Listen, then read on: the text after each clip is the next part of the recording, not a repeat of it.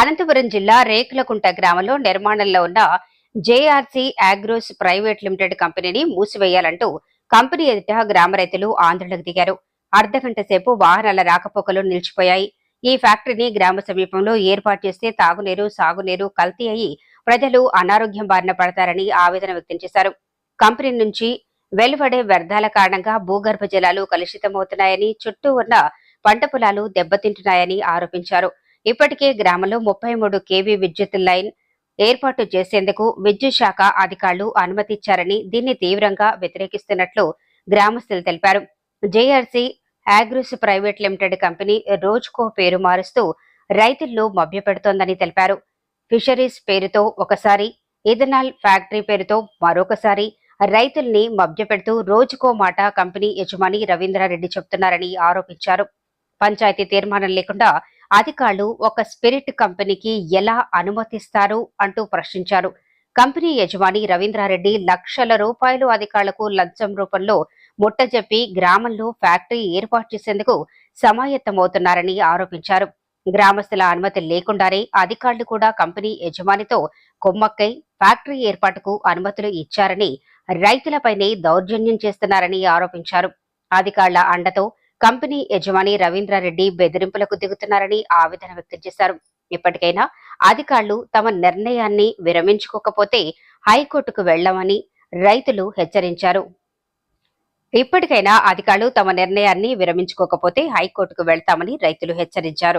రేకులకుంట గ్రామం, బుక్రాయశేంద్ర మండలంలో ఇది రేకులకుంట గ్రామం అయిన గ్రామ ప్రజలందరూ కూడా ఈరోజు ఇక్కడ ధర్నా చేయడం జరుగుతూ ఉంది. ధర్నా చేయడం ఉద్దేశం ఏమంటే, జేసీ రవీంద్రారెడ్డి అనే వ్యక్తి మా ఊరికి అవతల సైడు రేణుకా ఫర్టిలైజర్ ఫ్యాక్టరీ పెట్టడం జరిగింది. ఊరికి ఇటువైపు ఆర్జేసీ అంటే కెమికల్ ఫ్యాక్టరీ, ఇది ఒక స్పిరిట్ తయారు చేసే ఫ్యాక్టరీ. గత 8 సంవత్సరాల నుంచి మేము చాలా పెద్ద ఎత్తున గ్రామస్తులందరూ కూడా పోరాటం చేయడం జరిగింది. అంటే ఈ గ్రామానికి చుట్టుపక్కల కొండాపురం, సిద్ధరాపురం, దయాలకుంటపల్లి, రెడ్డిపల్లి కనీసం 4-5 విలేజులకి ఈ ఫ్యాక్టరీ ఎఫెక్ట్ అనేది ఉంటుంది. నిజంగా గతంలో మేము 8 సంవత్సరాల కిందట కూడా పెద్ద ఎత్తున కలెక్టర్ గారికి, హైదరాబాద్ హైకోర్టుకి మేమంతా కూడా సమర్పించడం జరిగింది. అప్పుడు కోర్టు ద్వారా నిలబెట్టడం కూడా జరిగింది. ఇదే గ్రామానికి కలెక్టర్ కూడా వస్తే ఈ ఫ్యాక్టరీ మేము ఇక్కడ పెడతా ఉన్నాం, మీరు పర్మిషన్లు ఇస్తారని అడిగితే, లేదు పర్మిషన్ ఇచ్చే వీలు కాదు, మాది ఒక చిన్నపాటి గ్రామం, ఇస్తే ఊరు నాశనం అవుతుందని చెప్పి అప్పుడు పంచాయతీ రిజల్యూషన్ కూడా ఇవ్వడం లేదు. నిజంగా జేసీ రవీంద్రారెడ్డి అనే వ్యక్తి ఒక బలవంతుడు, బలమైన సామాజిక వర్గానికి చెందిన వ్యక్తి. ఈ రేకులకుంట గ్రామంలో ఎస్సీ, ఎస్టీ, బీసీ బడుగు బలహీన వర్గాలు ఉన్నటువంటి గ్రామం ఇది. నిజంగా ఈ రవీంద్రారెడ్డి ఇక్కడ పొలం అమ్ముకుంటే ఈ పొలానికి ఇంకోసారి పోయి పెట్టుబడి పెడితే 100 ఎకరాలు వస్తుంది. మరి ఇక్కడ వాటర్ సోర్సెస్ కూడా లేదు. మరి ఈయన ఎందుకు మా గ్రామం మీద పడ్డాడో మాకు అర్థం కాలేదు. కానీ నిజంగా మేము అనుకోవడం ఏమంటే, మా గ్రామంలో బలమైన రెడ్లు, బలమైన కమ్మ సామాజిక వర్గం లేకపోవడమే మా దురదృష్టమేమో అని మేము భావిస్తూ ఉన్నాం. నేను ఎందుకంటా ఉన్నాను ఈ మాట అంటే, ఎస్సీ, ఎస్టీ, బీసీ బడుగు బలహీన వర్గాలు ఎక్కడైతే ఉన్నారో అక్కడ బలవంతుడు వచ్చి ఫ్యాక్టరీ స్థాపించడం జరుగుతూ ఉంది. మేము ఆయన కాళ్ళ ఏళ్ళ పడి బతిమాలి 8 సంవత్సరాల నుంచి కియోమర్రాను కొట్టుకుంటూ మా గ్రామంలో ఫ్యాక్టరీ పెట్టద్దయ్యా బాబు అని చెప్తే కూడా వినడం లేదు. ఆడికి ఒకానొక దశలో ఒక 6 సంవత్సరాల కిందట, అంటే 8 సంవత్సరాల నుంచి ఫ్యాక్టరీ స్టార్ట్ అయినప్పటికీ 2 ఏళ్ళు మేము పెద్ద ఎత్తున ఉద్యమం చేస్తే 2 సంవత్సరాల తర్వాత ఒక మాట చెప్పడం జరిగింది, నాకు హెల్త్ పరంగా బాగలేదు, ఫ్యాక్టరీ అక్కడ ఎప్పుడైతే మొదలు పెట్టానో అప్పటి నుంచి నాకు ఆరోగ్యం సరిగ్గా లేదు, ఇంట్లో ఫ్యామిలీ మెంబర్స్ కూడా నాకు సహకరించడం లేదు, అందుకు నేను ఫ్యాక్టరీ మానేసినానని మమ్మల్ని మొబ్బెట్టడం జరిగింది. మేము హైకోర్టులో వేసాం. మేము అక్కడ లాయర్ల ఫీజు పోవడానికి రావడానికి అదంతా పెద్ద ఎత్తున మీకు తెలిసిందే. కానీ రవీంద్రారెడ్డి గారు అనే వ్యక్తి, నేను ఫ్యాక్టరీ పెట్టడం లేదు, అవసరమైతే మీరు అమ్మండి అని మా గ్రామంలో కూడా చాలామందికి చెప్పడం జరిగింది. నేను అమ్ముతానని మమ్మల్ని మొబ్బెట్టడం కూడా జరిగింది. సరే, గ్రామంలో ఫ్యాక్టరీ పెట్టడం లేదు, మనమెందుకు కోర్టుకు పోయి డబ్బులు ఖర్చు పెట్టుకోవాలా, మనమెందుకు తిరగల్లా అని చెప్పని మేము వదిలేయడం జరిగింది. మేము వదిలేసిన తర్వాత అక్కడ ఉన్న లాయర్లను, ఇక్కడ ఉన్న ఆఫీసర్లను మేనేజ్ చేసుకొని పంచాయతీ రిజల్యూషన్ లేకుండా, గ్రామంలో తీర్మానం లేకుండా ఆయన ఫ్యాక్టరీకి లైసెన్సులు తెచ్చాను, నేను నాకు అన్ని పర్మిషన్లు వచ్చాయని చెప్పి పోలీసు ప్రొటెక్షన్ పెట్టుకొని ఇప్పుడు ఇక్కడ ఏం లేనప్ప కరెంట్ లైన్ అంటే అది 24 hours కరెంటు, 33 కేబుల్ కరెంటు ఊర్లో నడి ఊర్లో తీసుకుపోవడం జరుగుతూ ఉంది. నిజంగా ఆయన ఇష్టానుసారంగా కరెంట్ అయితేనేమి, బ్యాటరీ అయితేనేమి, రోడ్డు పక్కన ఉన్న చెట్లు అయితేనేమి, అతనికి ఎట్లా పడితే అట్లా కనీసం ఇక్కడ కొనిన పొలం లేక దారి కూడా లేదు.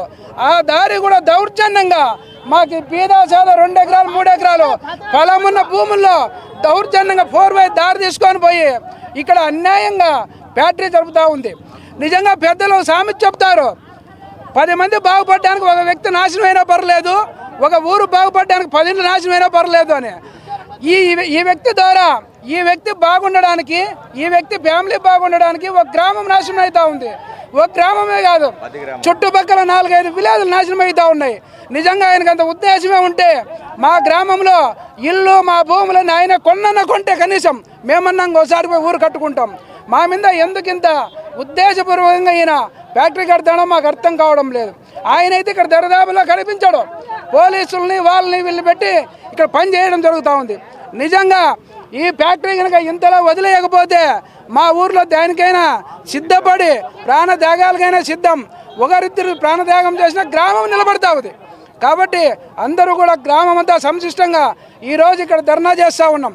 రాబోయే కాలంలో నువ్వు ఇంతటితో మానుకోకపోతే చుట్టుపక్కల 10 గ్రామాలు కూడా మాకు మద్దతు ఇచ్చి మేము కూడా రాబోయే కాలంలో మీ అందరికీ మద్దతు ఇచ్చి వస్తామని చెప్పి పెద్ద ఎత్తున తెలపడం జరిగింది. నా పేరు నారాయణ స్వామి, నేను మాజీ సర్పంచ్. ఇప్పుడు మళ్ళీ మా భార్య ప్రజెంట్ సర్పంచ్ రెడ్డిపల్లి పంచాయతీకి.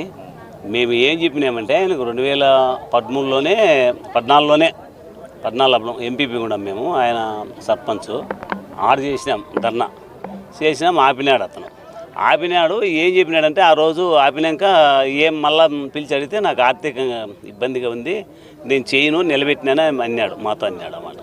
అన్నాక మళ్ళీ సెంట్రల్ గవర్నమెంట్ అతనికి 32 కోట్లు శాంక్షన్ చేసిందంట. అవి చెప్పడం నాకు 2017లోనే పర్మిషన్ వచ్చింది, అన్ని కలెక్టర్ పర్మిషన్ ఇచ్చినాడు, అన్నీ అయిపోయినాయి అని చెప్పిన. నన్ను పిలిపించి అడిగినాడు మళ్ళా.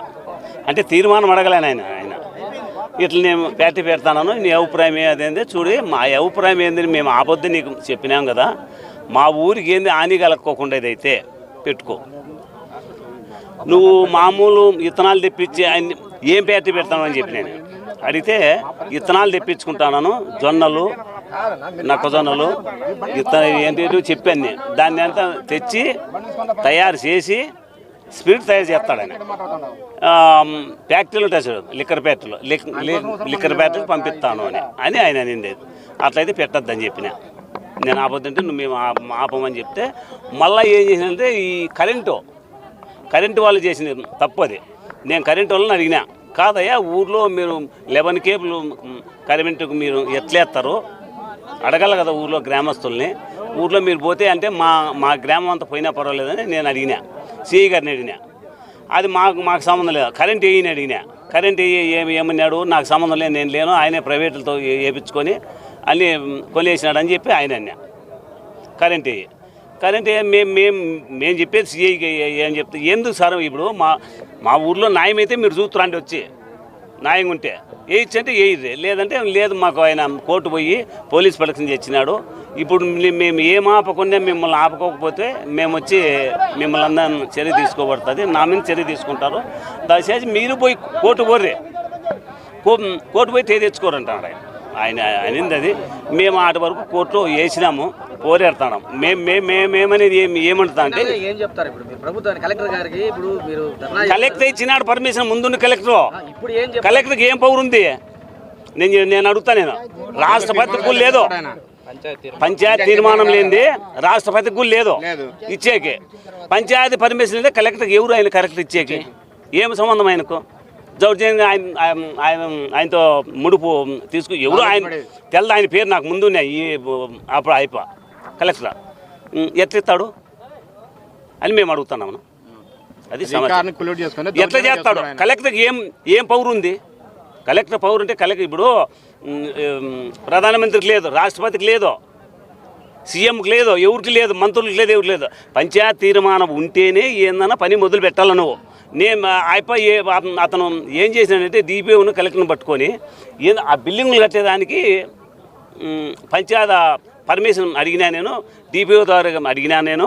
డిపిఓ చలాన్ కట్టింటే కట్టమని. డిపి ఎవరు? డిపికి ఏమైనా ఉంటుంది? ఆయనకు ఉంటుందా పర్మిషన్? డిఎల్పికి ఏముండదు. అది ఆయన ఏదో కొత్తగా ఈయనకి తెలియదు. నేను 2001 సర్పంచ్, నేను నాకు తెలుసు చట్టము. ఆయన నీకేం తెలుసు అది ఇది అంటే నేను మొన్న ఆపినా వచ్చే ఫోన్లో వస్తా అంటే సిఐ గారు ఫోన్ చేసి మళ్ళీ అప్పుడు నాకు సిఐకి ఫోన్ చేయించినాడు. ఏమన్నా సార్ నీకు చెప్పినా కదా నేను అప్పుడేను, నువ్వు ఏంటంటే నీ దగ్గర అధికారం ఉంటే ఆపో, లేదంటే మాకు నీకు బాగుంటుందని చెప్తే సరేలే అనుకున్నాం. మేము ఇప్పుడు మా ఏందంటే ఆయన మీద బాగున్నా ఈ ఎస్సీ డిఏ వీళ్ళు ఎలక్షన్ ఉండారే వాళ్ళ మీద పోతాం కోర్టు పోతే ఎట్లిస్తారు వాళ్ళు పర్మిషన్? సర్వే చేయండి మీరు వచ్చి, ఎట్లెత్తా నువ్వు డబ్బు అని చెప్పి ఇప్పుడు మేము పెద్ద ఎత్తున ధర్నా చేసుకుంటా ఇట్లే ఇప్పుడు పోయి ఆయన కలెక్టర్ ఆయన ఎస్సీకి డీకి ఇచ్చేసి కోర్టు. నా పేరు ఎం ఆదిశేషయ్య, ఇక్కడ ఎక్స్ సర్పంచ్. నేను 2013లో సర్పంచ్ ఎన్నికైనప్పుడు ఇదే రవీందర్ రెడ్డి 2014-15లో ఇక్కడ నాకు ఫ్యాక్టరీ వచ్చింది. మాకు ఇక్కడ పెడతాను మీ గ్రామానికి, ఒక ఎంప్లాయిస్మెంట్ పిల్లలకి అందరికీ ఉపాధి దొరుకుతుంది, కూలి అయితే దొరుకుతుంది, ఒక రోజు రాండి అంతా అని పిల్లంపడం జరిగింది. మేము సరే అని ఒకరోజు అందరం మేము గ్రామంలో మాట్లాడుకొని ఇక్కడ ఫ్యాక్టరీ పెట్టిన దానివల్ల మాకు కానీ కొంతమంది నిరుద్యోగులకు ఉద్యోగాలు అయితేనేమి ఏదో కూలీ దొరుకుతుందనే ఉద్దేశంతోనే మేము కానీ దీన్ని ఏం ఫ్యాక్టరీ పడుతున్నాడు ఏం కథ అని మేము దాని గురించి క్షుణ్ణంగా వివరించినాము. అయితే అది స్పిరిట్ ఫ్యాక్టరీ అని చెప్పడం జరిగింది. అదే స్పిరిట్ ఫ్యాక్టరీ కర్నూలు దగ్గర ఉన్నదంటే మా ఊరు గ్రామస్తులంతా ఒక 10 మంది అక్కడ పోయి దాని గురించి విచారించుకుంటే దాని ప్రభావం మేలు కంటే చాలా కీడు జరుగుతుందని అక్కడ చెప్పడం జరిగింది స్థానికులు. అయితే భూగర్భ జలాలు లోనికి ఈయన కొన్ని లక్షల లీటర్లు లోనికి ఇంకిస్తాడంట. ఆ నీళ్లు భూమిలోకి ఇంకి భూగర్భ జలాలు దెబ్బతినే అవకాశం ఒకటి ఉంది.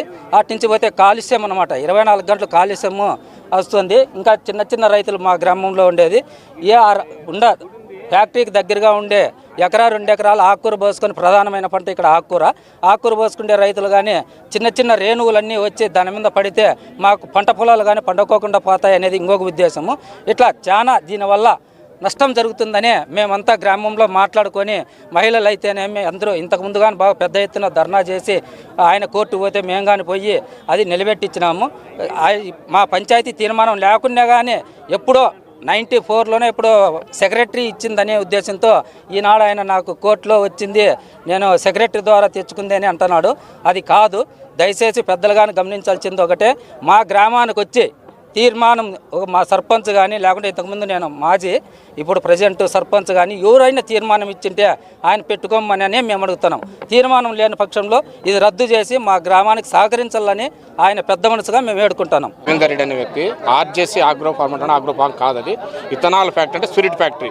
దానివల్ల మా విలేజ్కి విషతుల్యం వాటర్ పొల్యూషన్ కానీ ఇది వాతావరణ పొల్యూషన్ కానీ రెండింటి విధాలుగా వస్తుంది. దానివల్ల మేము వ్యతిరేకిస్తున్నాము. మా విలేజ్ అంతా మొత్తం టోటల్ కొలాప్స్ అవుతుంది ఊరు. ఆయన వల్ల గత 10 సంవత్సరాల నుంచి పెట్టాడు, మళ్ళీ ఇప్పుడు స్టార్ట్ చేసిండు రిమైనింగ్. చాలా భయపడి ఎవరు ముందుకు వచ్చి మాట్లాడితే వాళ్ళు భయపడిస్తాడు. ప్రొడక్షన్ పెట్టుకుంటాడు ఏదో పని చేయడానికి వస్తున్నాడు. అది ఎంతవరకు న్యాయం? అది మా విలేజ్కి న్యాయం కావాలి. మాకు ఏ అధికారైనా పర్వాలేదు, మాకు డిఎస్పీ కానీ ఎస్పీ కానీ ఎవరైనా కానీ పర్వాలేదు, కరెక్ట్ అయినా మాకు న్యాయం చేసి వాళ్ళు న్యాయం చేయమండి. ఆ విషతుల్యమైన ఫ్యాక్టరీ మేము వ్యతిరేకిస్తున్నాము. మాకు ఊరికి డెవలప్మెంట్ వచ్చేది ఏదైనా పెట్టమని మేము యాక్సెప్ట్ చేస్తాం. మా ఏరియా వస్తుంది, ఎంప్లాయ్మెంట్ వస్తుంది, అన్ని విధాలు బాగుంటుంది మాకు. అది ఓకే సార్. డిమాండ్ ఏం లేదు, మాకు లైసెన్స్ అంటే రద్దు చేసి ఆయనకి ఏదైనా పెట్టుకోమని. ఫ్యాక్టరీ లైసెన్స్ వద్దు, మాకు న్యాయం చేయండి. ఊరికి విలేజ్ న్యాయం, చుట్టుపక్కల విలేజ్కి మాకు ఒకటే కాదు చుట్టుపక్కల విలేజ్ కూడా న్యాయం చేయం.